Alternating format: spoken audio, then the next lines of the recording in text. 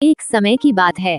एक गांव में एक बड़ा ही ईमानदार और नेक आदमी रहता था। उसका नाम श्याम था। श्याम गांव वालों के लिए एक मान्यता बन चुका था, क्योंकि वह हमेशा सच और ईमानदारी से अपने काम करता था। उसके साथ रहने वाले लोग उसे अपने बच्चों को नेतृत्व, ईमानदारी और सच्चाई के मार्ग पर चलने का आदर्श मानते थे। एक दिन गांव में बहुत ही बड़ा संगठित अपराध हो गया। लोगों के घरों में चोरी हुई और उनके जेवर पैसे लूट लिए गए। लोग बहुत ही उदास और चिंतित थे, क्योंकि यह उनके लिए बड़ा आघात था। उस समय श्याम को भी घर में चोरी की सूचना मिली। उसने तत्काल पुलिस को सूचित किया और उन्हें सभी जानकारियां दी। पुलिस ने जल्दी से एक जांच शुरू की और लोगों के घरों में चोरों की तलाशी की। पुलिस की जांच के बाद चोरी का दोषी व्यक्ति एक आम आदमी के रूप में पाया गया। लोगों को बड़ी आश्चर्य हुई, क्योंकि वह व्यक्ति एक बहुत ही साधारण और शांतिप्रिय आदमी था। सभी लोग उसे गंभीरता से देख रहे थे और कुछ लोग तो उस पर आरोप लगाने को तैयार भी हो गए थे। श्याम भी बहुत चिंतित था। उसने कभी नहीं सोचा था कि वह व्यक्ति, जिसे वह इतना अच्छे से जानता था, ऐसा कुछ कर सकता है। लेकिन वह भी पुलिस के साथ मिलकर जांच में शामिल हो गया। अगले कुछ दिनों तक जांच चलती रही, लेकिन कोई सबूत नहीं मिला जो इस व्यक्ति को चोरी में शामिल होने का साक्ष्य देता। इसके बाद वह व्यक्ति निर्दोष साबित हुआ और छोड़ दिया गया। रामू बहुत ही चिंतित और दुखी था। उसने सोचा, ऐसा कैसे हो सकता है? मैंने कभी नहीं सोचा था कि वह व्यक्ति कुछ ऐसा कर सकता है।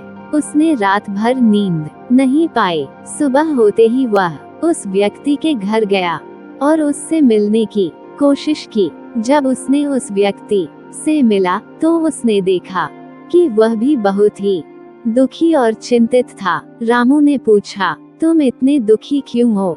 क्या हुआ? उस व्यक्ति ने उत्तर दिया, मुझे भी नहीं पता क्या हुआ। मेरा यहाँ आना जाना सब लोगों को पता है कि मैं एक ईमानदार और साधारण व्यक्ति हूँ, लेकिन सभी लोग मुझे देखकर अजीब से नजरें डाल रहे हैं। मैंने कुछ गलत नहीं किया, फिर भी मुझ पर इस तरह का आरोप लगा है। रामू ने उसे समझाया, मुझे भी ऐसा ही लगा था। मैंने भी कभी नहीं सोचा था कि तुम ऐसा कुछ कर सकते हो, लेकिन हमें ये याद रखना चाहिए कि हमें कभी कभी चीजों को देखने की पहचान करनी चाहिए, न कि वह चीजें जो हमारे नजदीकी लोगों को सही लगती हैं हमेशा सही होती हैं।